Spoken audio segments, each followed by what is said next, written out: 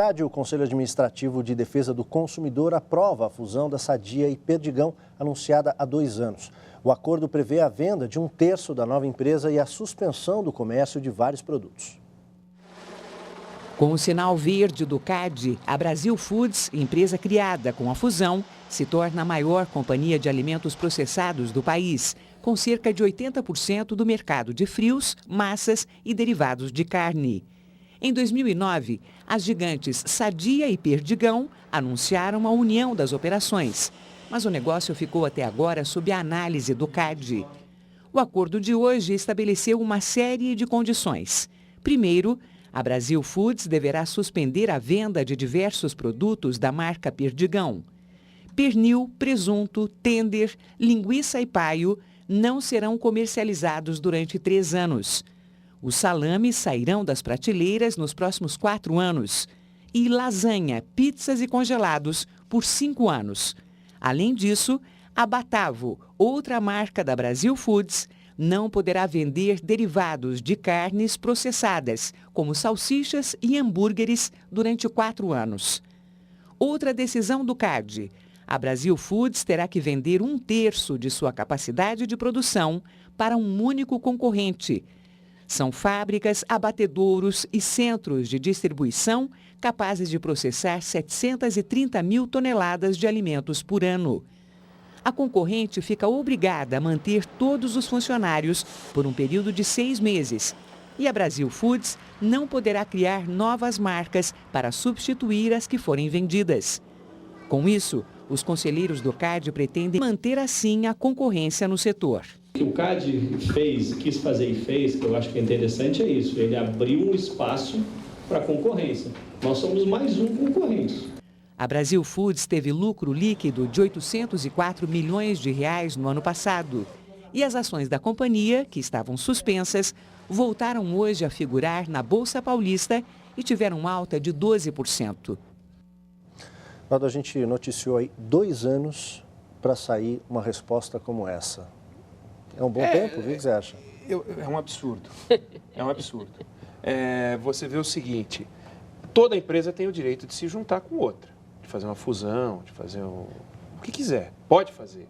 Aí eles anunciam a operação e aquilo entra numa máquina de discussões e que é muito demorada, porque falta estrutura, falta velocidade, falta... Agora tem até em discussão um projeto de lei no Congresso que vai agilizar isso. Mas, enfim, eles levam 2 anos para dizer, olha, o que vocês combinaram vale, mas não tudo que vocês combinaram, só um pedaço. Esse pedaço vai para cá, esse pedaço vai para lá, isso aqui divide. Agora imagina o pequeno investidor que quer comprar ação na Bolsa de Valores. Lá atrás, ele foi lá e comprou papéis do Brasil Foods. Comprou. Na suposição de que está tudo bem, de que o CAD iria aprovar. Então, ele vai lá e compra a ação, tem uma determinada performance. Quando sai a decisão do CAD, por acaso, subiu ainda mais a ação. Subiu 9,77. Mas, quando sai a decisão do CAD, muitas vezes pode ser uma decisão que derrube a ação. Esse camarada foi prejudicado, como é que ele vai ser ressarcido? E metade dos casos que são decididos no CAD vão parar na Justiça. E quando param na Justiça, demora mais 5 anos, em média, para resolver. Imagina um caso, uma fusão que demora 7 anos para resolver, se vale ou se não vale. É inaceitável isso. A gente tem um outro lado dessa história, que é a questão do consumidor, né? Alguns órgãos de defesa, o IDEC, por exemplo, o PROCON aqui de São Paulo, já se posicionaram contra, ao longo desses 2 anos, contra essa fusão, inclusive agora nesses novos acordos, né? Tendo que vender uma parte dessa nova empresa para a concorrência e tal, porque ainda assim isso prejudicaria justamente a concorrência em alguns produtos. Só um detalhe, a BR Foods, ela mantém, dependendo do produto, de 70% a 100% do mercado. Então, imagina, né? Ainda que você tire aí um pedaço disso, como é que fica o consumidor? Você acha que é justo para o consumidor isso? Claro que não, né? Quer dizer, se nós vivemos uma sociedade de mercado concorrencial, né? Quer dizer, a concorrência tem que ser mantida, né? Quer dizer que não é à toa que essa decisão do CAD, que o Eduardo estava comentando, né? Não teve nenhum efeito sobre o preço das ações, né? Quer dizer, ao contrário, aumentou o preço das ações do Brasil Foods, né? Foi aprovado, então é uma boa notícia. E o que o CAD, que que está lá para defender o consumidor, fez, é tão pequenininho, né? Compra um pedacinho para cá, outro pedaço, como disse o Eduardo, vale tudo que a gente combinou, menos isso, né? Então, enfim, vamos ver o que vai acontecer. Pois é. A União da Indústria da Cana-de-Açúcar anunciou hoje uma nova estimativa da próxima safra. A projeção aponta redução de 6% em relação à previsão anterior, feita em março passado. O resultado disso já é sentido nos postos de abastecimento. Nos últimos 30 dias, o preço do álcool combustível subiu 0,54%. Na cidade de São Paulo, o litro custa, em média, R$ 1,81. Tá um absurdo, o álcool subiu demais nas últimas 2 semanas, tá um absurdo. O aumento acontece em plena safra da cana-de-açúcar. Esse ano que era para ter caído um pouco, aumentou mais, né? A indústria da cana-de-açúcar diz que houve quebra na safra. Com isso, deixaram de ser produzidos quase 3 bilhões de litros de álcool. O motivo seria a estiagem no plantio e as chuvas em excesso perto da época da colheita. Mas o clima não é o único culpado. Além da quebra na produtividade, a indústria canavieira justifica o aumento no preço do álcool combustível na relação entre oferta e procura. Ora, menor oferta de etanol com incremento de demanda só se equilibra por um preço, até um nível de preço que o mercado continue competindo com a gasolina. Na opinião deste economista, faltou planejamento da indústria, que deveria ter aumentado a área plantada para atender a demanda interna. O crescimento da demanda por etanol no mercado doméstico em função da expansão de veículos bicombustíveis e somado com o aumento da produção de açúcar, provocou este quadro de escassez que vivemos neste momento no país. A tendência é que o preço se mantenha em alta esse ano. Para evitar que isso tenha reflexos negativos na inflação, o governo já estuda reduzir de 25% para 18% o percentual de álcool na gasolina. Uma medida paliativa, até porque a procura pelo álcool deve aumentar com o interesse do governo norte-americano em comprar bilhões de litros do etanol brasileiro nos próximos anos. Eduardo, a gente comentou aí o interesse americano em comprar o etanol brasileiro. Saiu uma notinha, se não me engano, ontem, falando do Conselho de Relações Internacionais, que é um órgão apartidário lá nos Estados Unidos, recomendando ao governo Obama que amplie as suas relações com o Brasil e que derrube as tarifas alfandegárias, principalmente para o etanol. A situação, se a produção continuar desse jeito, vai ficar ainda mais complicado. Para acontecer, né? Porque a gente teve uma boa notícia dos Estados Unidos há pouco tempo com a laranja. Agora a gente tem uma notícia ótima com o etanol. Mas chega no momento em que o mercado brasileiro está complicado. Quer dizer, caiu a produção de cana-de-açúcar. E como o preço do açúcar no mercado internacional está muito bom, as pessoas pegaram a cana-de-açúcar e aumentaram. Na usina você escolhe. Álcool, que agora chama etanol, né? Você produz açúcar ou produz álcool. Você aumentou um pouquinho o açúcar, não é tanto assim, mas é um pouquinho. O suficiente para você ganhar algo exportando esse açúcar. Diminuiu a produção de álcool, portanto que ele perdeu 2 vezes. Caiu a produção da cana e aumentou a fabricação de açúcar. Aí ele cai a produção. Resultado, cai a produção de etanol. Aumentou a demanda, porque você tem de aumento de carro flex, aumentou a demanda, o que vai acontecer? O preço sobe. Então, isso que a gente está vendo vai continuar. E não vai acabar agora, não vai acabar no curto prazo, é como a reportagem falou.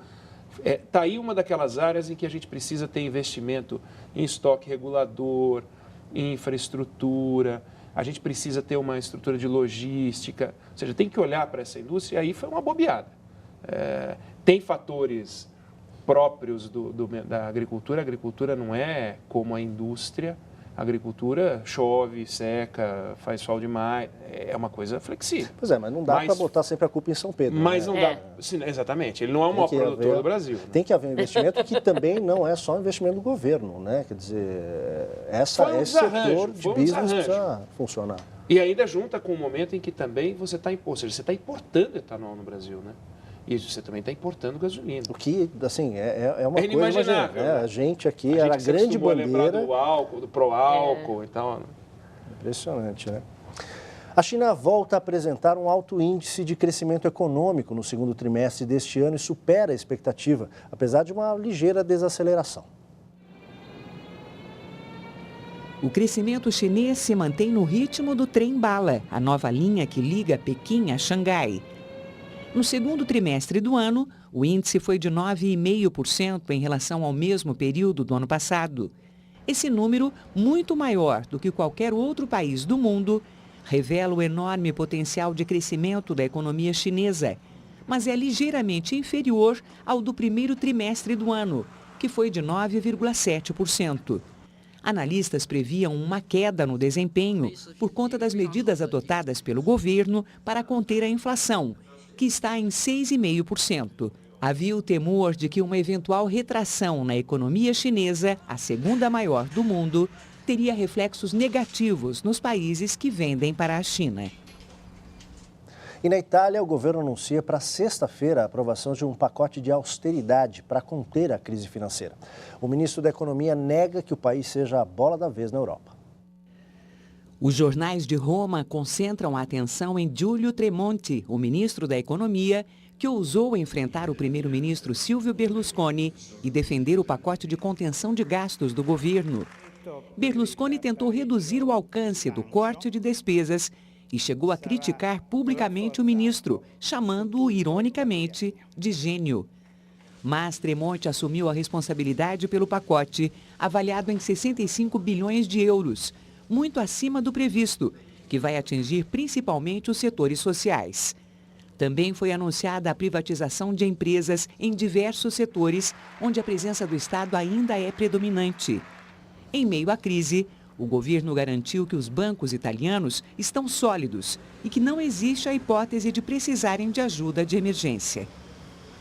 A gente viu aí uma notícia ruim da Itália, mas uma boa notícia da China, né? Deixou o mundo aliviado. Imagina se a gente tem crise na Europa, crise nos Estados Unidos, se a China não demonstra bons resultados, o principal parceiro comercial brasileiro, né? Daqui a pouco isso bate aqui, né? A situação... Mas é engraçado, né? Porque a China tem esse enorme desenvolvimento econômico e péssimas condições de vida, né? Eu estava lendo hoje que os muito ricos na China estão comprando cidadania, porque eles querem sair do país. Eles não querem ser chineses. A China não permite dupla cidadania. Então, existem mães que vão dar luz, por exemplo, nos Estados Unidos, porque se você nasce nos Estados Unidos, o bebê é americano e 20 anos depois os pais podem ser americanos.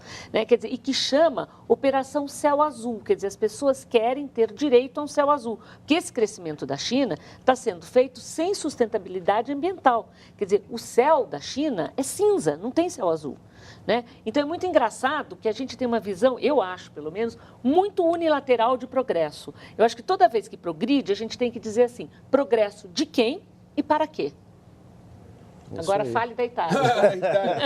A Itália vem um pacotaço, a gente vai ver um pacote de gente grande. Vai ser um pacote, vai ter confusão, vai ter briga, vai ter gente na rua, vamos ver. Depois a gente vê se teve mesmo. Mas vem aumento de idade mínima para aposentadoria, e isso que eles falaram da privatização, vem um negócio pesado, você vai ter provavelmente aumento de impostos. Então, vem e a Itália, ela nem tem a maior dívida pública da Europa. Só que a confiança sobre o financiamento dessa dívida está abalada, é o que faz as pessoas ficarem seguras. O Estatuto da Criança e do Adolescente completa hoje 21 anos. Uma das principais metas é erradicar o trabalho infantil no país. A rotina estressante das crianças na área rural diminuiu, mas nos centros urbanos o trabalho infantil aumentou em mais de 10 vezes na última década. Acordava cedo, umas 8 horas, aí eu tomava banho, tomava café e voltava 8 horas de lá, do farol, para ir para casa. Era muito triste, porque eu não queria mais voltar para lá. Esses são trechos da memória que Ellen e Denilson trazem dos anos em que trabalharam vendendo balas pelas ruas de São Paulo. Uma experiência que eles gostariam de esquecer. Eu passava muita dificuldade, aí às vezes eu mandava eles para, quando eles não iam comigo, eles iam com a sogra para estar ajudando a comprar alguma coisa para dentro de casa, uma comida, ou até mesmo um sapato, que eles queriam alguma coisa, não tinha condições, aí eles iam para ajudar. Mas a situação da família mudou com a ajuda do Instituto RUCA, uma ONG que trabalha para combater o trabalho infantil. Com apoio psicológico e financeiro, as crianças saíram das ruas e voltaram para a escola. Se depender de mim, nunca mais vai. Eu falo para eles estudarem, né? Mando sempre para a escola para estar estudando, futuramente para ser alguém na vida, né? No Brasil, a Constituição Federal proíbe o trabalho a todos os menores de 16 anos. Segundo o último censo do IBGE, 132 mil crianças entre 10 e 14 anos são chefes de família. A região Sudeste concentra quase a metade desse número. 62 mil crianças trabalham informalmente. O Nordeste vem em seguida com 27 mil. O Sul do Brasil tem 20 mil crianças nessas condições. O Centro-Oeste, 12 mil. E na região Norte, 11 mil famílias participam deste quadro. Entre os estados, São Paulo é o que apresenta a pior situação. Mais de 37 mil domicílios têm crianças como chefes de família. Um problema que traz sérias consequências para toda a sociedade. Não foi para a escola, ela não se preparou, né, para conseguir um bom trabalho. E assim ela vai perdendo as possibilidades para a família e para a sociedade. Então, daqui a 20 anos, se a gente continuar no ritmo que estamos, o Brasil também não vai ter nem mão de obra especializada. A criança explorada hoje no trabalho infantil é o desempregado de amanhã. O advogado especialista em direito da criança e do adolescente da OAB diz que ainda há tempo de mudar o presente e garantir um futuro digno para essas crianças. Durante a infância e juventude, o principal seria investir na educação, na qualificação profissional, em ter aprendizes, principalmente nos órgãos públicos e nas empresas a partir dos 14 anos e também estagiários, porque daí nós teríamos pessoas muito mais preparadas, qualificadas para um mercado de trabalho cada vez mais exigente. Eu só penso em estudar. Quando eu terminar de estudar, fazer uma faculdade e depois arrumar um serviço. Você sabe que o que mais me chama a atenção quando a gente vê esse tipo de reportagem é que quando aparecem esses números a gente toma um susto, né? Como se a gente desconhecesse isso. Mas a gente, quando passa de carro na rua, sobe o vidro, né? As pessoas têm uma dificuldade, passa a ser uma cena do cotidiano quase invisível. Se naturaliza, né? Exatamente. Como se fosse uma coisa natural, né? Como se fosse suportável. E tem uma questão né? aí também importante, que assim, a gente tem esses números aí, 137 mil, mas isso é subnotificado, porque muitas vezes as próprias famílias não declaram, não por maldade, mas simplesmente porque não percebem que dentro de casa seus filhos estão trabalhando, seja trabalhos domésticos, que também tem consequências para o futuro, para o presente e para o futuro dessas crianças, né? Mexer nessa idade, você acha que poderia ser um caminho para isso? A gente tem aí 16 anos, Para né? resolver isso, não, né? Eu acho que esse é um caso clássico de dissonância entre o que a lei diz e o que a realidade mostra, né? O Brasil tem uma lei clara, só se pode trabalhar a partir dos 16 anos e dos 14 aos 16 aprendiz. E a gente está falando de famílias que são comandadas por crianças de 10 a 14. Se você vai na Europa, a legislação é muito mais flexível. Você pode começar a trabalhar a partir dos 14 anos. Você tem lugares onde a partir dos 12 você pode começar a fazer algum tipo de trabalho, né? Qual é o problema de você ter uma criança trabalhando junto com o pai numa loja de calçado, fazendo o embrulho e entregando para o cliente? Não tem problema nenhum. Uma criança de 15 anos fazer isso. Não pode fazer isso no Brasil. Mas não é esse o nosso problema, né? Nosso problema só para pontuar, aí eu acho que eu acho que é muito difícil a gente tentar abrir exceções, já que a lei manda isso e a gente vê a realidade como ela é. Eu acho que quando a gente abre as exceções, é muito difícil, assim, de qualquer forma, aquela criança vai estar deixando de fazer alguma coisa, porque tem essa questão cultural, né? Ainda muita gente pensa que a criança que trabalha, e ainda 15, 14 anos, 13 anos, enfim, né? Não falando só dos 6, 8, né? Mas a criança que trabalha, ela está aprendendo a ter responsabilidades, ela está aprendendo, né? Está se desenvolvendo. Isso é uma coisa muito comum na cultura, né? A gente sabe que não é assim, quer dizer, existem outras formas da criança aprender esses mesmos conceitos sem prejudicar ou comprometer o desenvolvimento cognitivo dela, enfim, né? O brincar, é no brincar que a criança aprende isso, não é? Não, é uma coisa aterradora, né? A gente ficar vendo essas crianças né, todos os dias nas grandes cidades. E o que mais me impressionou foi a história do contraste social histórico do Brasil, né? O estado que tem o maior número de crianças, também que é um estado bastante populoso, né? Que é o estado de São Paulo, é o estado mais rico. Né? Então, é uma coisa absolutamente chocante, né? Quer dizer, o dinheiro que circula no estado de São Paulo e que, por razões várias, né? Inclusive passando por corrupção e tal, não chegam para resolver o problema dessas crianças. Mas né? eu só queria... Que não é tão caro assim. Lembra que o presidente Lula, quando fez o Bolsa Família, ele disse uma frase que até pegou muito mal no momento em que ele disse, mas que é muito verdadeira. Ele disse assim, é muito barato cuidar dos pobres. Quer dizer, é muito barato, não é que necessita muito dinheiro. Né? Quer dizer, para abrir escolas, para colocar essas crianças na escola, para ter um acompanhamento da vida dessas crianças, não custa tão caro assim. Eu acho que um estado como São Paulo, um país que está crescendo como o Brasil, tem condições de fazer isso e tem que fazer, como disse a moça.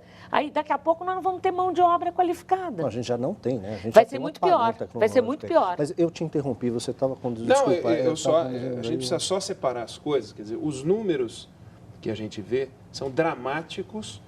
Não são números, não são milhões de pessoas, né? São milhares de pessoas, isso não vai alterar a mão de obra do Brasil. É dramático para a vida dessas famílias. Eu acho que a gente tem que olhar a vida destas famílias, que está numa situação inaceitável. Agora, perceba o seguinte, se você tem uma legislação extremamente restritiva e uma realidade que desconhece essa legislação, por que essa realidade não é a mesma em países onde a legislação é mais flexível? É porque não há ligação. É uma questão não há ligação histórica, entre a legislação e a idade. Ninguém está preocupado com o que está dizendo a lei, porque bota uma criança de 10 anos para trabalhar. Agora, você tira de uma família que tem um negócio o direito de botar o filho no caixa lá. Não tem problema nenhum, uma criança de 15 anos. O meu ponto é, não tem nada a ver uma coisa com a outra. Agora, essas cenas aí são inacreditáveis, né? É preciso ver também o seguinte, muitas dessas famílias, elas podem ir para a escola, podem botar o filho na escola, claro, e não colocam o filho na escola. Porque ganham dinheiro com isso. A gente, só o último comentário, você falou do descaso com a lei, isso até é da gente, né? Porque 21 anos do Estatuto da Criança e do Adolescente, isso não é notícia, né? Ou em pouquíssimos lugares, né? Bom, mas vamos seguir. O presidente da Venezuela, Hugo Chávez, afirma que está enfrentando o seu maior desafio no combate a um câncer e admite que poderá ser submetido à quimioterapia. Chávez disse que uma nova avaliação médica vai determinar se precisará de tratamento quimioterápico ou radiológico. Depois de quase um mês internado em Cuba, onde foi operado para a retirada de um tumor na região pélvica, ele voltou à Venezuela com 14 quilos a menos. Disse que não cuidava da saúde e que estava gordo como um tanque. E agora é a hora do nosso bate-pronto. Os nossos comentaristas respondem as perguntas que chegaram pelo Twitter. Vamos ver aqui, olha, o Tiago da Hora comenta aquela matéria sobre o acidente em Recife. Ele diz, não adianta o avião ser um transporte seguro se há empresas que não cumprem os requisitos mínimos de segurança. Bom, ele está partindo do princípio que esta empresa não cumpriu os requisitos mínimos de segurança. Acho que a gente tem que esperar a investigação para poder dizer isso. Tem que apurar, né? Sobre o depoimento do Pagô, o Sete Belo volta a piada e ele manda dizer o seguinte, recebou, não quer largar o osso. Essa é a marca registrada já do Sete Belo. Recebou, não quer largar o osso, né? Não quer largar o osso e não quer abrir os esquemas, né? Quer dizer, não delata ninguém, não fala mal de ninguém. Pronto, está tudo muito bom. Pois é. Torres diz assim, é possível fazer investigações dentro do Ministério dos Transportes com os investigados atuando livres nas áreas investigadas? Ele está lá no DENIT, está afastado, mas continua lá. É possível conduzir uma investigação? Olha, os investigados foram afastados. E é possível fazer uma investigação, sim, da maneira como é montado o governo hoje. Quer dizer, dá para investigar. Será que o Pagô vai voltar depois das férias? Ele disse que está de férias. Ele está saindo de férias, ele sabe que ele não vai voltar, né? Ele sabe que ele não vai voltar. Agora, também, ele ir lá e falar...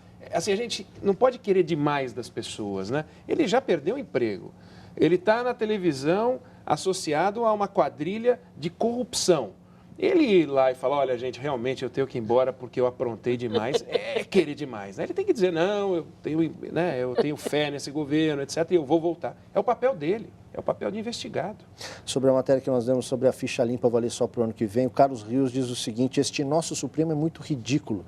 Por acaso, nas próximas eleições, eles estarão limpos? Não, mas aí esse era o ponto frágil da legislação. A questão era essa, estava aberto na legislação, quer dizer, ela foi votada não tinha jeito. Depois de iniciado o processo eleitoral. Você tem um prazo, você não pode... Isso vale para qualquer lei, Sim, né? mas é evidente, ela não pode retroagir para prejudicar. A lei não retroage, é constitucional isso. Né? Ainda que a gente lamente muito, né? Que ela não retroaja neste caso. Pois é, agora resta saber, a curiosidade é saber se esses candidatos, com a ficha que têm, serão eleitos na próxima, quer dizer, se os eleitores votariam neles, né, na próxima eleição, né, porque também tem o outro lado do eleitor também, que precisa acontecer aí, né. Sobre a fiança de R$300 mil estabelecida aí ao condutor do Porsche, que causou a morte de uma advogada, isso foi solto, o João Campos diz o seguinte: valor proporcional, metade do valor do Porsche, aquilo que a gente comentava, né, quer dizer... Que força isso vai ter para segurar a pessoa na cadeia? A força que teve, né? A força que teve. Mas, de qualquer modo, é muito bem colocado. Metade do valor do Porsche. O José Solon diz assim: como alguém que dirige a 150 km pode pagar fiança? É como sair atirando do alto de um prédio e pagar fiança. É claro. O automóvel pode virar uma arma, né? Ele é uma arma. Ele é, né? Ele é. Vamos seguir aqui, então. Veja a seguir: Japão anuncia plano para banir a energia nuclear. E uma repórter leva um banho ao vivo em Los Angeles, mas não perde a pose, hein? A gente volta agora.